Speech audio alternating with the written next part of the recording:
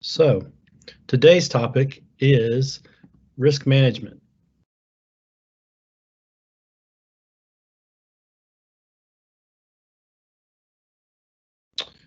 Again, who am I? I'm Eric Hester. I am the founder and CEO of Umbrella Technology Group. We are a managed service provider located in Greenville, South Carolina. I am also the co-founder of Green Cloud Technologies, which is a cloud service provider also located in Greenville, South Carolina. With these businesses and several others, that makes me a 25-year veteran of IT and cybersecurity. And because of this, I'm obviously very passionate about what I do, and really want to bring awareness to a lot of the topics that I think confuse a lot of people around IT and cybersecurity, and help small businesses grow in this area and not fall prey to some of the pitfalls that are pretty common these days in the IT space. So let's start with the basic question. What is risk management in terms of a business, and what does it really mean? So risk management is really the process of identifying, managing, and then hopefully mitigating your risk for your business. So it's really, you hear people talk about a risk assessment. That's really kind of one piece of it. That's the identification of the process of the risk that are at hand. Managing them obviously would be defining the different priorities and levels associated with those risks. And then mitigating is obviously finding and establishing a plan, whether long-term or short-term, to improve. So really the most important thing that I think a lot of people really steer away from, because it's almost, if it's out of sight, it's out of mind. It's better not to think about the things that you believe you can't fix. That's actually a very dangerous position to take. It's very important to know what your exposure is, so you don't get caught off guard. Even if you can't resolve all the issues, it's important to know what they are. It's important to try to bring awareness to all the individuals in your organization so that these things aren't surprises. So it may seem more natural to just kind of ignore these things you think you can't fix, but that's actually the worst thing you can do. The thing that this really will lead to is in your head quantifying what the cost of inaction is. What is the cost of doing nothing in your business associated with these risks? Because if you don't think about them, you don't define them, they have no real cost in your mind, even though the reality is they can be very damaging to your business and have significant cost, both monetarily, reputation, employee retention. A million different things can come out of not paying attention to future risk in your business. And really the process of risk management, risk assessment, is typically the first step of any compliance practice, any compliance audit, any industry standard.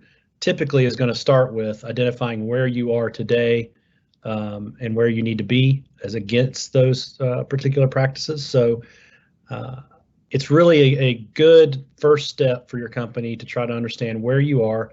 Your business, what you're supposed to do in the process of delivering your products and services.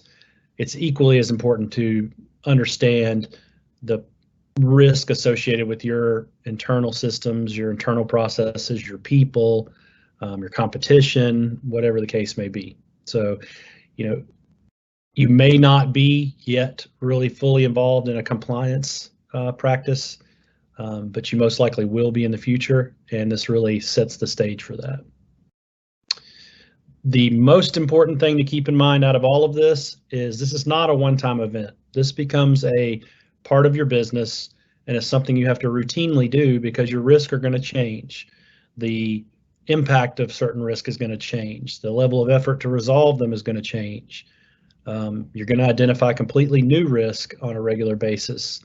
So this isn't something that you just do a risk assessment and then, pat yourself on the back that you've identified what's out there, and and that's all you need to do. This really becomes that's why I focus on the term risk management instead of assessment, because this becomes part of your business just like anything else.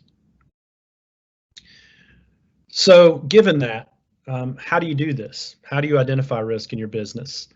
You know, kind of have two different categories. You have the things you know that if you sat down and really thought about, they've been in the back of your mind, and you just need to write them down. But then you also have the things that you haven't really thought of yet, and until you take the action to really sit down with others and think about it, you wouldn't know. So you really kind of have to start from that to admit that you have a problem, right? Everybody has risk.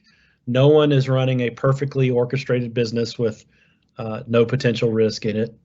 And again, hiding the risk and keeping it out of your mind is not going to solve the problem. So admitting that it's something you need to do, admitting that you have risk, being honest with yourself and your fellow executives, your employees, that it's something that you're aware of and it's something you need to do something about. So really the first step is kind of admitting that this is something you need to do.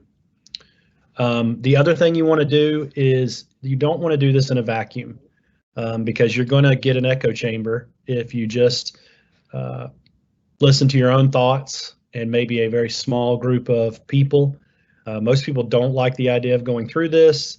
They're going to want to get through it as quick as they can. So if you sit down and just rattle off a bunch of risk, everybody's going to shake their head and say yes, and you're not going to come up with a very good list. So you want to solicit input and be honest with as wide a group of your peers as possible, even though that may be very uncomfortable. You'll get the best result. One thing you can do to kind of help get this started, because some people kind of really don't know where to even begin, is utilize a common list of risk as a starting point. There's many out there on the internet.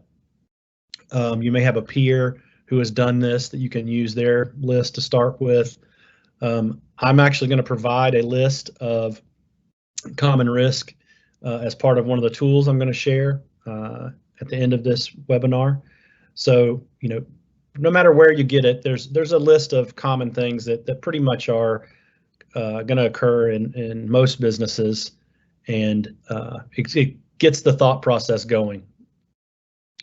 As I said, it's really important to be brutally honest with this. You're doing this for yourself. You're not doing this to expose publicly. So there's no reason to not be honest and not to try to end up with a most complete list as possible. So this isn't fun. Nobody wants to talk about their inadequacies or what they've done wrong or what they haven't done that they know they need to do. But that's what this practice is about. It's about getting that stuff out there so you're not forgetting something critically important, and you're not the only one thinking about it. So it's easy to make this a short list and not want to admit too much, but that's not what's most helpful for your business. Another place you can look at things is look at your industry's compliance standards. If you're in healthcare, HIPAA. If you're in retail, PCI. If you're in manufacturing, ISO standards. These will help give you a feeling for what the standards bodies have looked at as requirements and table stakes to do business. And not having some of those things constitutes a risk, and not just in not being able to get that particular compliance standard, but because these standards were established to try to reduce risk. So they're a good place to look.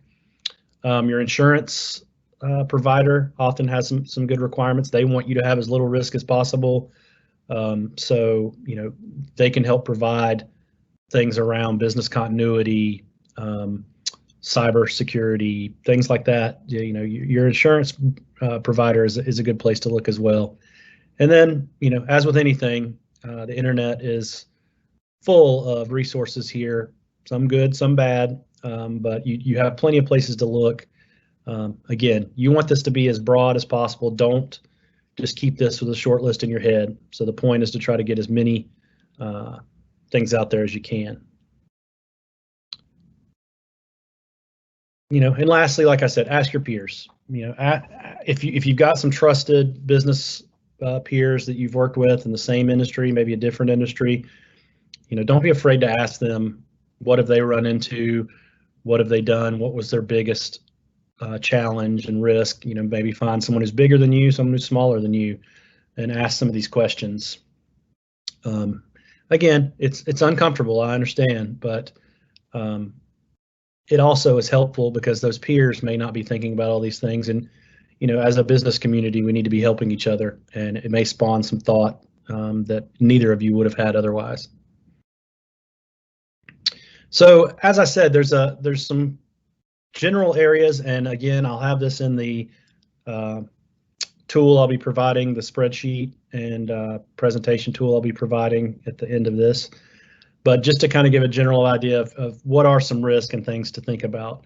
And this list is kind of things that typically have inadequacies, right? So it's very common that people don't have a business continuity plan, or if they do, it's a boilerplate they got from somewhere else, or it's only addressing things that have already happened. So you may also hear this called a disaster recovery plan. This is a plan for what you do when something goes horribly wrong. Excuse me. Because at the time those things happen, you don't have time to think about this. So not having a plan is a very big risk. Say you have a fire at your office, or say your server is hacked or fails and you lose access to all your data. Something that's very relevant right now, if there is something like a pandemic and everybody suddenly has to work from home, these are things that you need to have pre-planned, right? So you need to have a good backup and recovery plan for your data. You need to have adequate insurance coverage. You need to have a work from home plan. You need to have a breach response plan. So identifying A, that these are things you need to do, and B, what have you done for them, and maybe even C, what impact do they have your business from a cost perspective to not do anything. This is a very important starting point to get your thinking right around, this isn't something that's happened yet, this is something that could happen, and you need to be prepared for it. So analyzing what you've done so far and what you need to do is important there. Another area that people have a lot of visibility to today is security, right? It's another way to keep you from having to engage your business continuity plan, which is your worst day scenario. So there's a lot of different areas when it comes to security. Some of these are obvious to people, some not. So you have what is very critical and very often overlooked is your user access control and identity management. Do you have people logging in with their own users and usernames and passwords? Do you have a good password policy? Are you giving them only the access they need to do their job? Do you have a good system for identity management when people are using SaaS applications like Salesforce or even Office 365, whatever the relevant tool is for your business that you may be using from a SaaS perspective? Do you have a good handle on who's using what? Do they have good passwords? Do only the people that need access have access? And then the more obvious ones, network security. Do you have a good firewall? Do you have a good internal traffic policy for your network, protecting your workstations and your IoT devices? Do you have good physical security, right? The days of just having a keyed lock on the outside door is not necessarily adequate, because you now have data that's housed in all of this equipment, and you have to have the door open to let people in to do business with you. So having physical security around access control on private areas with data, your server room, for instance, the back office, and in doing something along with your identity management like card access. So these are areas that it may not seem like that's a high risk, but there is, as I've stated in some of the previous webinars, there is a risk with someone coming into your office impersonating someone that has business being there, like the cable company or telephone company, power company, whatever the case may be. And if you don't have a good physical security policy, that's a high risk that someone could come in and breach your network. Another area is classifying your documentation, your data, and providing some data loss prevention for that. So, do you have something that says these are documents that have patient information in them, these are documents that have credit cards? Hopefully you don't have any of those, but do you have documentation that's that way? And do you have it then protected appropriately based on knowing that it has that data in it? And then ultimately, training. Do you have a training program so that all your employees and everyone in the business knows what these things are and what the right things are to do? Because if you don't, it's great that you know it and you've defined it, but you have a whole team of people that are unaware of what they should be doing and what the risks are. So training becomes very important from a security aspect. One other area that is always challenging is IT budgeting, right? Paying for IT is always seen as a nuisance. It's always seen as something you do reactively, but it's actually a big risk if you don't have adequate budgeting in place for making sure you have help desk resources available to help your employees as they run into problems so they can stay productive. Do you have an equipment replacement program so that you're not running 10-year-old machines and then have to replace them all at once because they're all failing now, instead of having a plan to replace them on a more regular basis? Do you have someone doing non-reactive management, not the help desk, but someone doing monitoring of your equipment, your network security, someone patching all of your software, making sure it's current, someone upgrading your software, upgrading your hardware, upgrading your network? So, those things are important to define so that the next budgeting process you can actually take action on that and allocate money for this, as opposed to being reactive and saying, oh, we didn't have any money for that, so we can't do it. That's fine if that's the answer right now, but that shouldn't be the answer ongoing. If you define what is the impact of not having a help desk, and we've had customers who say their internet router went out and they had to all work from home for a week because their internet was down. What was the impact of not having someone who could just come out, reboot the router, change the configuration or whatever the case may be? What is the impact of someone's laptop dying and you not having budget to replace it? What is the impact of your server getting breached because you didn't patch it? If you define those risks, then defining the budget for it's a lot easier. Some of these things aren't IT related either. Something like employee retention, making sure that you have a plan for appropriately compensating people in the future and not have key employees leave the business, which could be devastating in a lot of cases, especially small business where you have tribal knowledge brought into one, maybe two people, and losing one of those can be catastrophic. So having a good plan and understanding how much you are at risk for that is critical to maintaining a solid business going forward. Not just IT, but having consistent processes and training on processes so that you provide consistent service, so that you have a consistent product, and so that you have known outputs and your budget can be managed and things like that. So again, not just IT related items fall onto this risk management matrix. Another really critical one is vendor management. Are you managing your vendors and making sure they're delivering the product you're paying for? Do you know who all your vendors are so that if something goes wrong, you know who to call and what to do? Do your vendors all have a good risk management process, and can they tell you what compliance standards they adhere to for things like HIPAA? Do they have a business associates agreement that you can sign? Knowing where these things stand can tell you what risk you have with a vendor. You could have a vendor who has done none of this and they can fail, and no matter what plan you put in place, they can bring you down. So you want to make sure you know what they're doing and what state they're in as well. And lastly, competitive intelligence, knowing what your competitors are doing and understanding where you fit in the market and things like that. That's critical and can be a huge risk that people don't look at. So I wanted to put some of these items at the end to make everyone understand this isn't just an IT problem.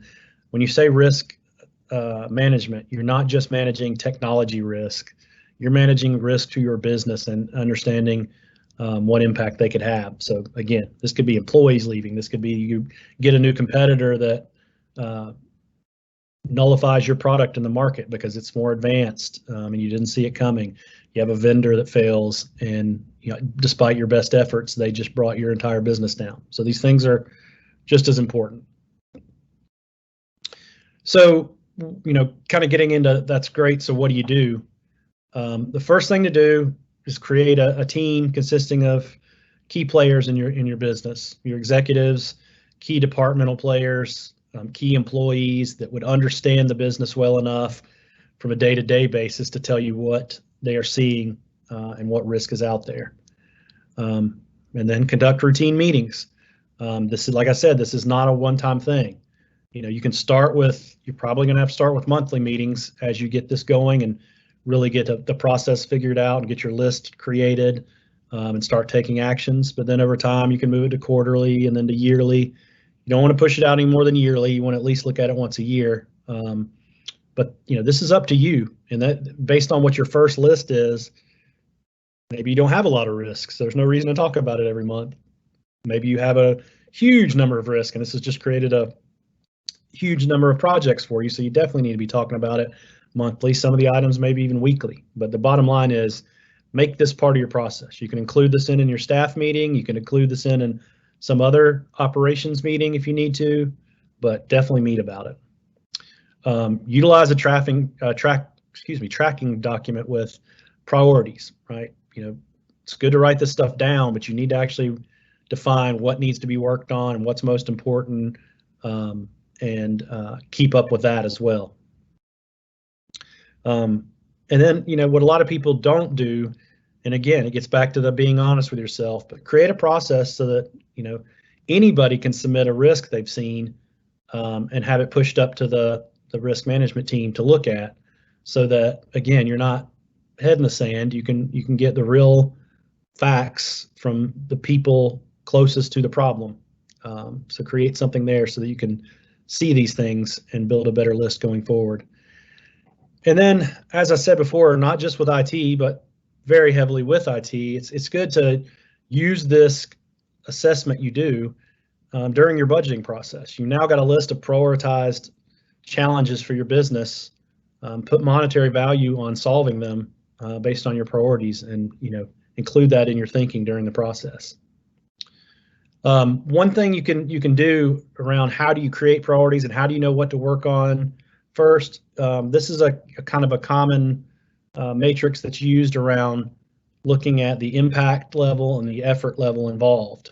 So, first answer is any action is better than no action. Doing something, solving even one risk, even if it's a low priority, low impact thing, that's now a risk your business no longer has, and you're better off than you were before you started. So, first thing is doing anything is good, right?